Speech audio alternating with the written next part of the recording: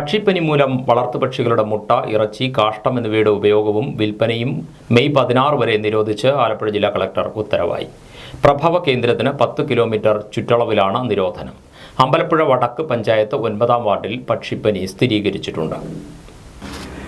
കൈനഗിരി, നെടുമുടി, ചമ്പക്കുളം, തകഴി, രാമങ്കരി, പുളിങ്കുന്ന് എന്നീ പഞ്ചായത്തുകളിൽ നിരോധനം ബാധകമാണ്. അമ്പലപ്പുഴ വടക്ക്, പുന്നപ്പറ തെക്ക്, പുന്നപ്പറ വടക്ക്, പുറക്കാട്, കരുവാറ്റ എന്നീ പഞ്ചായത്തുകളും നിരോധിത മേഖലയിൽ ഉൾപ്പെടും. ആലപ്പുഴ നഗരസഭാ പരിധിയിലെ മിക്കയിടങ്ങളിലും നിരോധനം പ്രാബല്യത്തിലുണ്ട്. പ്രഭവ കേന്ദ്രത്തിന് 1 കിലോമീറ്റർ ചുറ്റളവിലുള്ള പ്രദേശത്ത് കള്ളിംഗ് പൂർത്തിയായി 3 മാസത്തേക്ക് പക്ഷികളെ വളർത്തുന്നതും നിരോധിച്ചിരിക്കുന്നതായി കളക്ടർ അലക്സ് വർഗീസ് അറിയിച്ചു. ചങ്ങനാശ്ശേരി മാടപ്പള്ളി പഞ്ചായത്ത് പെരുമ്പനച്ചി പുന്നക്കുന്ന് റോഡിൽ മുല്ലശ്ശേരി ഭാഗത്തെ പാലം അപകടാവസ്ഥയിൽ. ദുരന്തത്തിന് കാത്തു നിൽക്കാതെ പാലം പൊളിച്ചുമാറ്റി പുതിയത് നിർമ്മിക്കാൻ അധികൃതർ തയ്യാറാകണമെന്ന ആവശ്യമാണ് ഇവിടെ നിന്നും ഉയരുന്നത്. ഈ പാലം പൂർണ്ണമായും അപകടാവസ്ഥയിലാണെന്ന് പറയാം. കോൺക്രീറ്റ് ഇളകി കമ്പി തെളിഞ്ഞു കാണുന്ന സ്ഥിതിയുണ്ട്. ബീമുകൾ അടർന്നു മാറിയ നിലയിലുമാണ്. കൈവരികളും തകർന്നിരിക്കുന്നു. നിരവധി സ്കൂൾ വാഹനങ്ങളും ഭാരവാഹനങ്ങളും ഈ പാലത്തിലൂടെ കടന്നു പോകുന്നുണ്ട്. ഇത് കണക്കിലെടുക്കുമ്പോൾ ദുരന്തമുഖമാണ് ഇവിടെ ചൂണ്ടിക്കാണിക്കപ്പെടുന്നത്. 2 വർഷം മുമ്പ് പാലത്തിൽ ഗർത്തം രൂപപ്പെട്ടപ്പോൾ അതിന് താൽക്കാലിക പരിഹാരം കണ്ടിരുന്നതാണ്. ഇപ്പോൾ പല കാരണങ്ങളാലും പാലം അപകടാവസ്ഥയിലായി കഴിഞ്ഞു. കരിക്കണ്ടം, മാടപ്പള്ളി ബ്ലോക്ക്, മാടപ്പള്ളി ഭഗവതി ക്ഷേത്രം തുടങ്ങിയ ഇടങ്ങളിലേക്ക് നിരവധി ആൾക്കാർ ഗതാഗതത്തിനായി ഉപയോഗിക്കുന്ന റോഡിലാണ് ഈ പാലം എന്നത് അപകടാവസ്ഥയുടെ ആഴം വർദ്ധിപ്പിക്കുകയാണ്. മഴക്കാലത്ത് പ്രദേശത്ത് വെള്ളം നിറയുമ്പോൾ ഈ പാലത്തിന് മുകളിലും വെള്ളം എത്തുന്ന സ്ഥിതിയുണ്ട്. ഇത് പാലം വേഗത്തിൽ തകരാറിലാകുന്നതിനും കാരണമാകുന്നു. ഈ 2 വർഷം മുന്നേ നമ്മുടെ ഈ മഴക്കാലത്ത് ഈ പാലത്തിന് സമീപത്തോടൊരു ഗർത്തം രൂപപ്പെട്ട രാത്രിക്ക്. അന്ന് പിന്നെ നമ്മൾ പരാതിപ്പെട്ടനുസരിച്ച് പഞ്ചായത്തിൽ നിന്നും MLA ഉൾപ്പെടെയുള്ളവർ സ്ഥലം വന്ന് സന്ദർശിച്ച് ആ ഗർത്തം താൽക്കാലികമായിട്ട് അടയ്ക്കുകയുണ്ട്. അതിനുശേഷമാണ് ഈ നിരവധി മഴക്കാലവും കാര്യങ്ങളും പ്രളയമൊക്കെ വരുന്ന സമയത്ത് ഇതിൽ ഈ പ്രദേശം മൊത്തം വെള്ളത്തിലാകുന്നതാണ്. അപ്പം അങ്ങനെയാണ് ഇപ്പോൾ ഈ കഴിഞ്ഞ ദിവസം ഈ പാലത്തിന് അടിവശത്തായിട്ട് കമ്പി തുരുമ്പ് പിടിച്ച നിലയിൽ കാണുന്നുണ്ട്. ആ കെട്ടൊക്കെ ആണെങ്കിലും ഒരു തള്ളി നിൽക്കുന്ന ഒരു സ്ഥിതിയാണ്. അതുകൊണ്ട് ഇവിടുത്തെ ഇപ്പോൾ നിരവധി സ്കൂൾ വാഹനങ്ങളും ഭാരവാഹനങ്ങളും ഉൾപ്പെടെ ഈ റോഡിൽ കൂടെ കടന്നു പോകുന്നതാണ്. ഇപ്പം 100 കണക്കിന് ആൾക്കാർ ദിവസേന സഞ്ചാരയോഗ്യമായിട്ടുള്ള സ്ഥലമാണിത്. അപ്പം ജനങ്ങളുടെ ആവശ്യം എന്ന് പറയുന്നത് പുതിയൊരു പാലം നിർമ്മിച്ച് ഈ പാലത്തിന് ചെറിയൊരു പൊക്കം കൂട്ടണമെന്നാണ് ആവശ്യമുള്ളത്. കാരണം മഴവെള്ളം ഒഴുക്ക് വന്നു കഴിഞ്ഞാൽ ഈ പാലത്തെ കൂടെ കയറുന്ന ഒരു സ്ഥിതിയാണ് കാണുന്നത്. അതുകൊണ്ട് ഏത് നിമിഷം ഈ കൽക്കെട്ടാണൽ ഉൾപ്പെടെ ഇടിഞ്ഞു പോകുന്ന ഒരു അവസ്ഥയല്ല. അതുകൊണ്ട് പുതിയൊരു പാലം വേണമെന്നാണ് ജനങ്ങൾ ഉൾപ്പെടെ എല്ലാവരുടെ ഒരു ആവശ്യം. പ്രശ്നത്തിന്റെ ഗൗരവം മനസ്സിലാക്കി തകരാറിലായ പാലം പൊളിച്ചു നീക്കണമെന്നും പുതിയത് നിർമ്മിക്കണമെന്നും പ്രദേശവാസികളും യാത്രക്കാരും ആവശ്യപ്പെടുന്നു. പുതിയ പാലം നിർമ്മിക്കാൻ ഒരു അപകടത്തിനായി കാത്തിരിക്കേണ്ട കാര്യമില്ലെന്നും നാട്ടുകാർ ഓർമ്മിപ്പിക്കുന്നുണ്ട്. പുളിങ്കുന്ന് പഞ്ചായത്തിലെ പുത്തൻതോട്ടിൽ തിങ്ങി നിറഞ്ഞു കിടക്കുന്ന പോള പലവിധ പ്രശ്നങ്ങൾക്ക് കാരണമാകുന്നു. പോള നീക്കം ചെയ്യാൻ അടിയന്തര നടപടി സ്വീകരിക്കണമെന്നാവശ്യപ്പെട്ട് ഗ്രാമപഞ്ചായത്ത് അംഗം പുഷ്പ ബിജു ഇറിഗേഷൻ ഡിപ്പാർട്ട്മെന്റിന് നിവേദനം നൽകി. പുളിങ്കുന്ന് പഞ്ചായത്ത് 6-7 വാർഡുകൾക്കിടയിലുള്ള പുത്തൻതോടുമായി ബന്ധപ്പെട്ട പ്രശ്നങ്ങൾക്ക് പരിഹാരമാകുന്നില്ല. അവിടെ പാലം നിർമ്മിക്കാൻ തുടങ്ങിയപ്പോൾ മുതൽ പ്രശ്നങ്ങൾക്കും തുടക്കമായി. പാലം നിർമ്മാണം ആരംഭിച്ച് വർഷങ്ങൾ കഴിഞ്ഞിട്ടും പണി എങ്ങും എത്തിയിട്ടുമില്ല. പാലം നിർമ്മിക്കാൻ മുട്ടിട്ടതും പല പ്രശ്നങ്ങൾക്കും കാരണമായി തീർന്നു. മുട്ടുമൂലം തോട്ടിലെ വെള്ളം മലിനമായി. പോള തിങ്ങിക്കൂടി. തോട്ടിലൂടെ വള്ളത്തിൽ സഞ്ചരിക്കാൻ മേലാത്ത സ്ഥിതിയുമായി. ഈ പ്രശ്നങ്ങൾ രൂക്ഷമായപ്പോഴാണ് മുട്ട് ഭാഗികമായി പൊളിക്കാൻ നടപടിയായത്. എന്നാൽ മുട്ട് ഭാഗികമായി പൊളിച്ചെങ്കിലും തോട്ടിൽ പോള തിങ്ങിക്കിടക്കുന്നതിനാൽ നീരൊഴുക്കിന് കാര്യമായ പുരോഗതിയൊന്നും ഉണ്ടായിട്ടില്ല. ഇപ്പോഴും ജലം മലിനമായി കിടക്കുന്നു. തോട്ടിലൂടെ വള്ളമോ ബോട്ടോ പോകാത്തതിനാൽ കർഷകർക്കും കർഷക തൊഴിലാളികൾക്കും വിത്ത്, വളം എന്നിവയുമായി പാടശേഖരത്തിലേക്ക് പോകാനും കഴിയുന്നില്ല. കുടിവെള്ളക്ഷാമം രൂക്ഷമായിരിക്കുന്ന സാഹചര്യത്തിൽ തോടിൻ്റെ ഇരുകരകളിലുമുള്ള വീടുകളിലേക്ക് കുടിവെള്ളം എത്തിക്കാനും സാധിക്കുന്നില്ല. തോടിൻ്റെ കരകളിലുള്ള വീടുകളിലെ കിടപ്പ് രോഗികൾക്ക് ഫ്ലോട്ടിംഗ് ഡിസ്പെൻസറി വഴി മരുന്നുകൾ വിതരണം ചെയ്യാൻ പോലും തിങ്ങി നിറഞ്ഞ പോള മൂലം കഴിയാതെ വന്നിരിക്കുകയാണ്. ഈ സാഹചര്യത്തിലാണ് പോള നീക്കം ചെയ്യാൻ നടപടി വേണമെന്നാവശ്യപ്പെട്ട് 6-ാം ward member Pushpa Biju irrigation ഡിപ്പാർട്ട്മെന്റിൽ നിവേദനം നൽകിയത്. പുളിങ്കുന്ന് ഗ്രാമപഞ്ചായത്ത് 6-7 വാർഡുകളെ ബന്ധിപ്പിക്കുന്ന പുത്തൻതോടിൻ്റെ അവസ്ഥ ഇന്ന് വളരെയധികം ദയനീയമാണ്. പുത്തൻതോട് പാലം നിർമ്മിക്കുന്നതിനുമായി ബന്ധപ്പെട്ട് ബണ്ട് നിർമ്മിച്ചതിൻ്റെ ഭാഗമായിട്ട്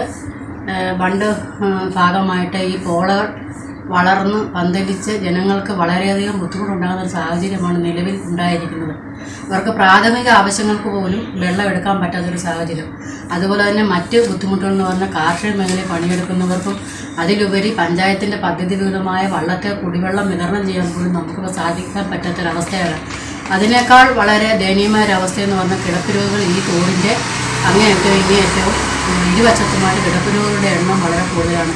ഇവർക്ക് സമയബന്ധിതമായിട്ട് മരുന്നുകൾ നൽകാനോ അല്ലെങ്കിൽ ഒരു ഡോക്ടറുടെ സേവനം ലഭ്യമാക്കാനോ നമുക്ക് പറ്റുന്നില്ല. അതുകൊണ്ട് തന്നെ ഇറിഗേഷനിലെ മഴക്കാല ശുചീകരണ പദ്ധതിയുടെ ഭാഗമായുള്ള ഫണ്ട് ഉപയോഗപ്പെടുത്തി അടിയന്തരമായിട്ട് തന്നെ ഈ പോള നീക്കം ചെയ്ത് തരണമെന്ന് ഞാൻ ഈ ഉദ്യോഗസ്ഥന്മാരോട് ഈ ഡിപ്പാർട്ട്മെൻറ്റോട് ഞാൻ വളരെ അത്യാവശ്യമായിട്ട് വളരെ ജനകീയമായിട്ട് തന്നെ, കാരണം ജനങ്ങളുടെ ബുദ്ധിമുട്ട് അതുപോലെ അതിനെ അത് പരിഹരിക്കണമെന്ന് ആവശ്യപ്പെടുകയാണ്. ഇറിഗേഷൻ ഡിപ്പാർട്ട്മെൻറ്റ് പുളിങ്കുന്ന് ഓഫീസിലെ അസിസ്റ്റന്റ് എഞ്ചിനീയർക്കാണ് പുഷ്പ ബിജു നിവേദനം നൽകിയത്. എഇയുടെ അഭാവത്തിൽ ഓവർസിയർക്ക് നിവേദനം കൈമാറുകയായിരുന്നു. ഡ്രൈവിംഗ് ടെസ്റ്റ് പരിഷ്കരണത്തിനെതിരെ ഡ്രൈവിംഗ് സ്കൂൾ ഓണേഴ്സ് സമിതിയുടെ പ്രതിഷേധ സമരം 9ാം ദിവസവും തുടരുന്നു. കുട്ടനാട്ടിലും ടെസ്റ്റ് ഗ്രൗണ്ടിൽ സമരക്കാർ കഞ്ഞിവെച്ച് പ്രതിഷേധിച്ചു.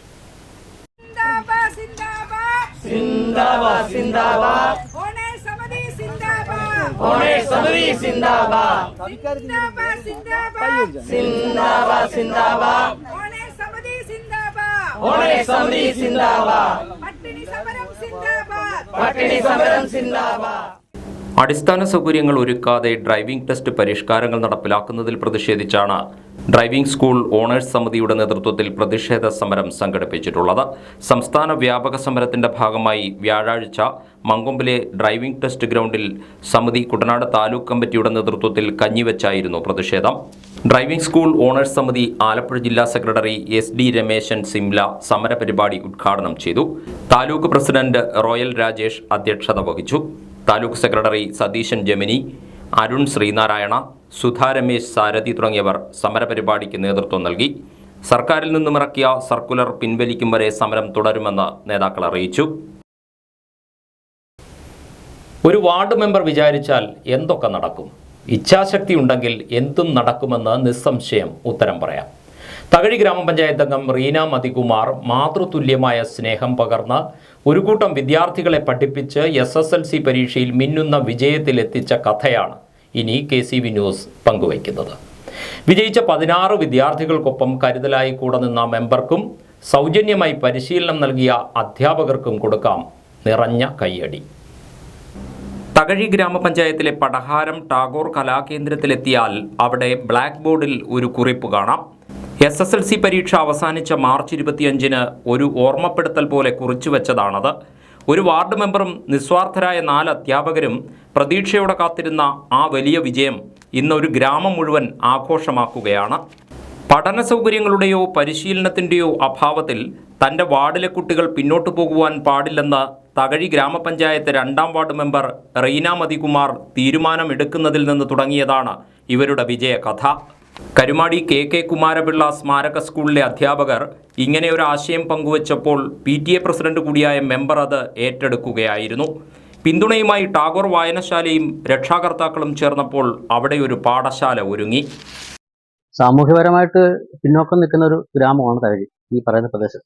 ആ പ്രദേശത്ത് ചില കുട്ടികൾ വിദ്യാഭ്യാസപരമായി പുറകിലേക്ക് പോകുന്ന ഒരു സാഹചര്യത്തിൽ അവരെ ചേർത്ത് നിർത്തി, നമ്മളോടൊപ്പം ചേർത്തി അവർക്ക് മികച്ച ഒരു വിദ്യാഭ്യാസം കണ്ടെത്തണമെന്നുള്ള മെമ്പർ റീന മതികുമാറിൻ്റെ ഒരു ആഗ്രഹമായിരുന്നു.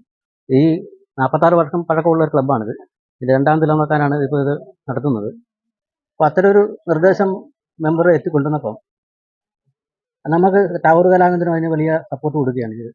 ഈ വരും കാലങ്ങളിൽ കൂടുതൽ വിദ്യാർത്ഥികളും ഇത്തരത്തിലുള്ള ഭാഗങ്ങളിലേക്ക് പഠനത്തിലേക്ക് വരും എന്ന് നമ്മൾ പ്രതീക്ഷിക്കുന്നു. കാരണം കിട്ടുന്ന നമ്മൾ കിട്ടിയ എല്ലാ കുട്ടികൾക്കും, പഠിച്ച എല്ലാ കുട്ടികൾക്കും പ്രതീക്ഷിച്ചതിനേക്കാൾ ഉപരി വിദ്യാഭ്യാസ മാർക്ക് അവർക്ക് കിട്ടിയതുകൊണ്ട് ജനുവരിയിലാണ് പരിശീലന കേന്ദ്രം ആരംഭിച്ചത്. തകഴി PHSCയിലെ ഹെൽത്ത് ഇൻസ്പെക്ടർ ജോബ് കെമിസ്ട്രിയും ഫിസിക്സും രസകരമാക്കി.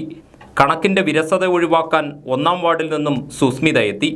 4ാം വാർഡിലെ അഞ്ജു ദിനേശും കൃഷ്ണപ്രിയയും ഭാഷയും ചരിത്രവും പഠിപ്പിച്ചു. രാത്രി 7 മുതൽ 11 വരെ നീളുന്ന പഠനത്തിൽ ഉറങ്ങാതെ മെമ്പർ അവർക്ക് കാവലിരുന്നു. അപ്പൊ ആദ്യമൊക്കെ ഒരു 9:30 ആകുമ്പോൾ ഉറക്കം തൂങ്ങിക്കൊണ്ടിരുന്ന കുഞ്ഞ് അവന്റെ ശൈലികളൊക്കെ മാറ്റി അവനൊരു 11:30 വരെ, രാത്രി 11:30 വരെ ഇവിടെ ഇരുന്ന് പഠിക്കാനായിട്ടുള്ള ഒരു ആത്മാർത്ഥത.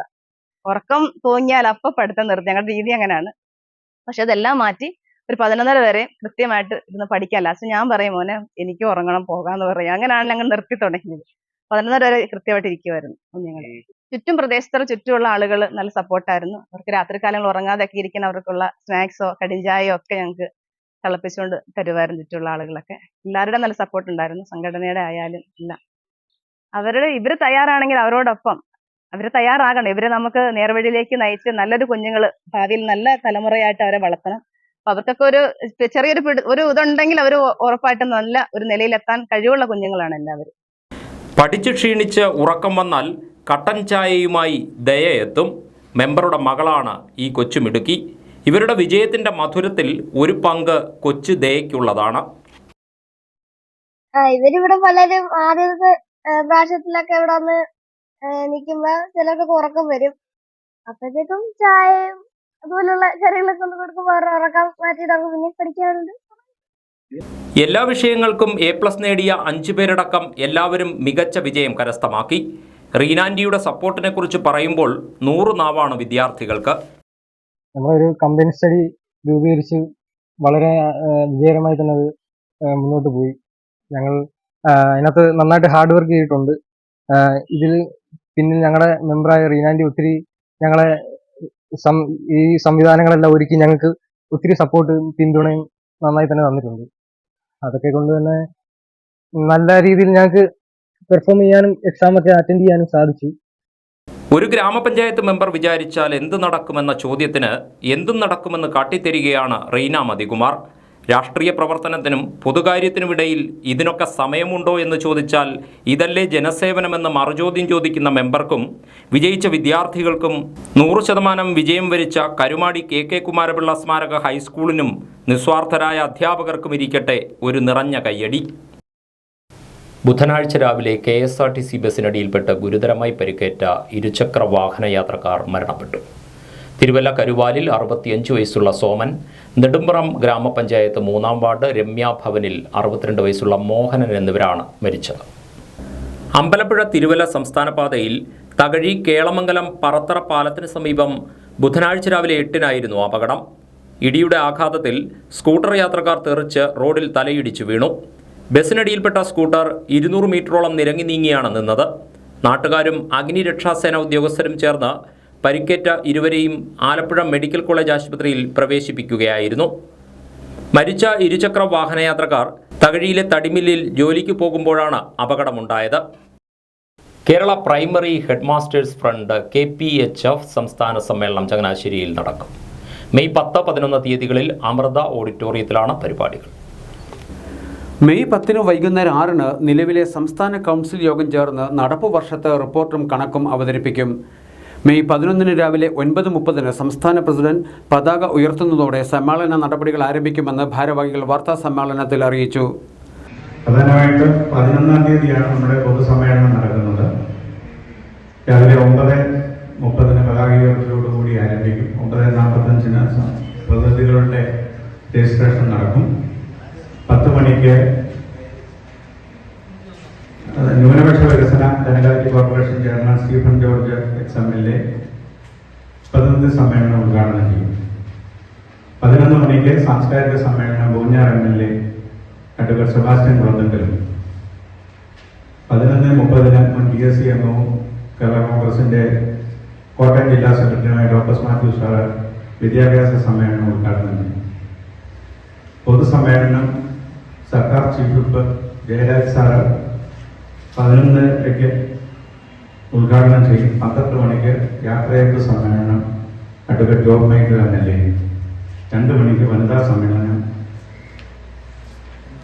വനിതാ വികസന കോർപ്പറേഷൻ ഡയറക്ടർ പെണ്ണമ്മ തോമസും ഉദ്ഘാടനം ചെയ്യും. കേരളത്തിലെ എല്ലാ ജില്ലകളിൽ നിന്നുള്ള പ്രതിനിധികൾ സമ്മേളനത്തിൽ പങ്കെടുക്കുന്നുണ്ട്. പ്രതിനിധി സമ്മേളനം, സാംസ്കാരിക വിദ്യാഭ്യാസ സമ്മേളനങ്ങൾ, പൊതുസമ്മേളനം, യാത്രയയപ്പ് സമ്മേളനം എന്നിവ പരിപാടിയുടെ ഭാഗമായി സംഘടിപ്പിച്ചിട്ടുണ്ട്. സംസ്ഥാന ന്യൂനപക്ഷ വികസന ധനകാര്യ കോർപ്പറേഷൻ ചെയർമാൻ മുൻ MLA Stephen George, advocate Sebastian Kulathunkal MLA, chief whip professor doctor N Jayaraj, advocate job Michael MLA തുടങ്ങിയവർ വിവിധ സമ്മേളനങ്ങൾ ഉദ്ഘാടനം ചെയ്യും. സംഘടനാ ഭാരവാഹികളായ സാലു പതാലിൽ, ഷാജി വി മാത്യു, കുര്യൻ ഉമ്മൻ എന്നിവർ വാർത്താ സമ്മേളനത്തിൽ പങ്കെടുത്തു. ചെന്നൈ അണ്ണാ യൂണിവേഴ്സിറ്റിയിൽ നിന്നും ഫിസിക്സിൽ ഡോക്ടറേറ്റ് നേടിയ തലവടി ചക്കാലയിൽ ലിസ്ബത്ത് അലക്സിന് നാടിന്റെ അനുമോദനം. രാഷ്ട്രീയ, സാമൂഹിക, സാംസ്കാരിക മേഖലകളിലെ നിരവധി പേരാണ് ലിസ്ബത്തിനെ അഭിനന്ദിക്കാനെത്തിയത്.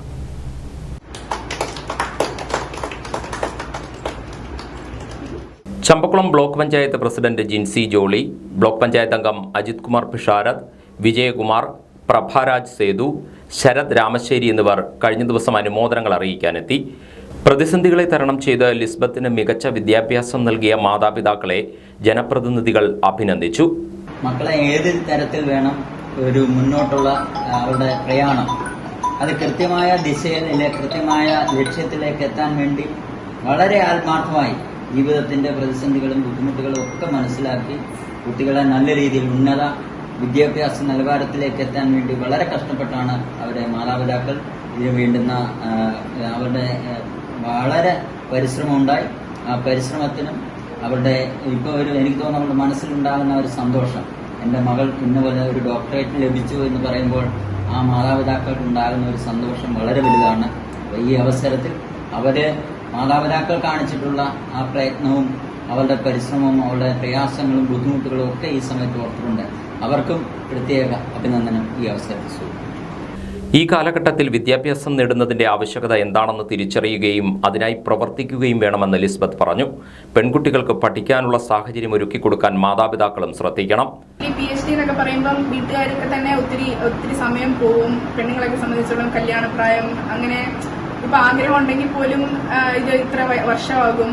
നമ്മുടെ നാട്ടിൽ നടപ്പിൽ തന്നെ ഇത്ര 25 വയസ്സിൽ കൂടുതൽ പോകുമ്പോഴത്തേക്കും കല്യാണാലോചന, സമൂഹത്തിന്റെ ഒരു പോക്ക്, അങ്ങനെ പഠിക്കാൻ ആഗ്രഹം ഉണ്ടെങ്കിൽ പോലും അതിനെ വിടാത്ത ഒത്തിരി പേരൻസ് ഉണ്ട്.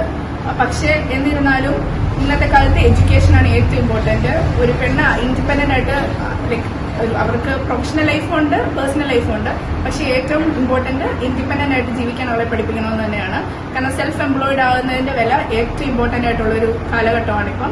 അതുകൊണ്ട് അവർക്ക് എഡ്യൂക്കേഷൻ മസ്റ്റായിട്ട് കൊടുക്കണം. അവർക്ക് എത്ര നാൾ വരെ പഠിക്കണമെന്ന് അവർക്ക് തോന്നുന്നോ അത്ര നാൾ വരെ പഠിക്കാൻ പേരൻസിന് സപ്പോർട്ട് ചെയ്യാൻ പറ്റുന്ന കാലം വരെ പേരൻസ് അവരെ സപ്പോർട്ട് ചെയ്യണം. അത് കഴിഞ്ഞ് അവർക്ക് തന്നെ ഏൺ ചെയ്ത് അവർക്ക് തന്നെ പഠിക്കാൻ പറ്റുവാണെങ്കിൽ അത്രത്തോളം നല്ലത്.